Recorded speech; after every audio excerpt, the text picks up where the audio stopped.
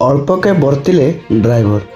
घटना हेउची मोहना ब्लॉक अंतर्गत लोहागुड़ी निकटर गोटे पाइप बुझे ट्रक जहाँ कटक ठारू पार्लाखेमुंडी अभिमुखे यात्रा करुवा समय जातीय राजपथ 326 दे लोहागुड़ी अतिक्रम करुवा समय ग्रामवासी हठात देखा पाइले ट्रकटीर पछपटू निआ जोरे जोड़ुछि।